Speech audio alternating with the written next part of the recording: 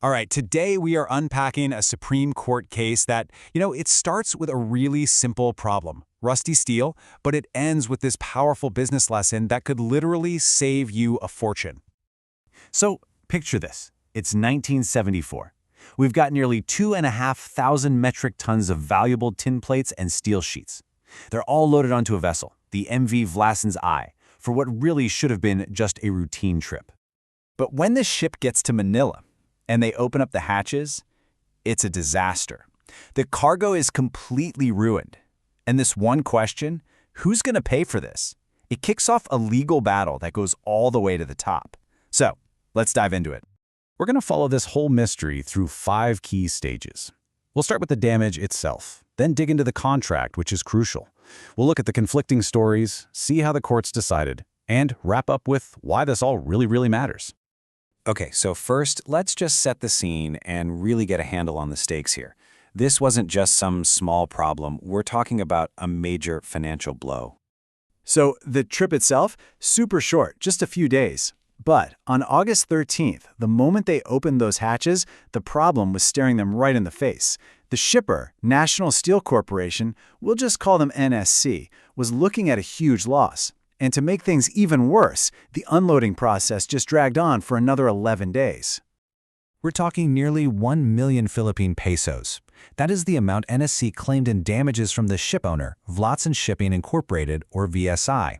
And you have to remember, back in 1974, that was an absolutely massive amount of money. So yeah, this was not some small claims court issue. Now, before we get into the whole blame game, we've got to look at the single most important piece of evidence in this entire case, and that is the contract they both signed. Because really, this is where the whole thing was won and lost. Okay, so here is the legal distinction that changes absolutely everything. The ship, the MV Vlasens I, was a private carrier. NSC chartered it for this one specific job. It's not like a public ferry or a big shipping line where the law automatically assumes the carrier is at fault if something goes wrong. No, for a private carrier, those default rules are out the window.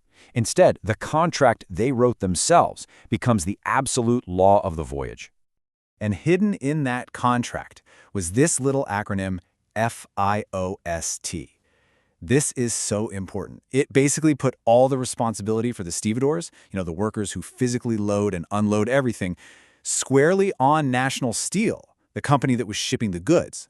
And this clause, this created an incredibly steep, almost impossible uphill battle for NSC. Because of this agreement they signed, it wasn't enough for them to just show that something went wrong. They had to prove, and I mean prove, that the ship's crew was willfully negligent. That put the entire burden of proof on them, and wow, that is a high bar to clear. So, with the rules of the game basically set by that tough contract, both sides came out swinging with completely different stories. So let's break down exactly what each side was claiming.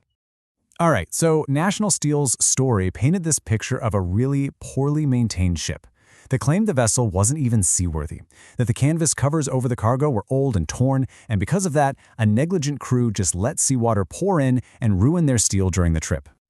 But Vlasens Shipping, the ship owner, they fired back with a completely different story. They said, whoa, not so fast. Our ship was in excellent condition. We have the certificates to prove it.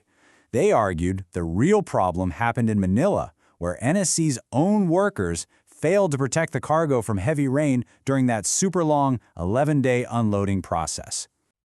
So to back up their claim, NSC brings in their expert, right? A surveyor. And after testing some samples, the surveyor points the finger directly at seawater. He says the damage happened on the voyage, which, seemed to support their story about the torn tarps and the rough seas. But then you have the ship's official report, the Marine Press, and it tells a very different story. The captain reported that, yes, they hit a storm, but there was a 2-tarpaulin system. An old canvas on top got shredded, sure, but a brand new one underneath held strong and kept the hatches totally watertight. So you've got 2 completely different stories, a mountain of evidence, and this very specific contract hanging in the balance. How in the world did the legal system sort all of this out? Well, the case moved all the way up the legal ladder. The trial court sided completely with the ship owner, VSI. So NSC appealed. The Court of Appeals, they pretty much agreed. And finally, the Supreme Court upheld that core finding. NSC had totally failed to prove that VSI was willfully negligent. And here it is, the deciding factor that the courts landed on. The damage didn't happen out at sea. It happened at the dock in Manila during heavy rain. And why? Because the stevedores, the workers hired by NSC, remember, they used these flimsy, tent-like covers during the downpours instead of properly closing the ship's hatches. They basically let the rainwater pour right in. So let's break down the final score, because it's pretty fascinating. First, NSC loses its claim for the rusty steel. They get nothing. They also have to pay the shipping fee that they've been holding back. But, and here's the final twist from the Supreme Court, they did not have to pay the demurrage fee, that big penalty for the 11-day delay. Why not? Because the contract specified weather working days, which meant delays because of bad weather were excused. So in the end, that contract cut both ways. So beyond all the rusty steel and the legal back and forth, this case offers some incredibly powerful, really practical lessons for anyone who's in business, especially if you're moving valuable goods. The number one takeaway here is that the fine print in a contract, it is not just a formality. It is the entire playbook when something goes wrong. Understanding your carrier status, knowing what a term like FIOST means, and even catching a seemingly small clause about the weather, that can be the difference between a ₱1 million loss and a successful shipment. This case just proves it. What's written down before a ship ever leaves the dock can determine absolutely everything that happens after it arrives. It's a ₱1 million lesson in the power of reading your contract.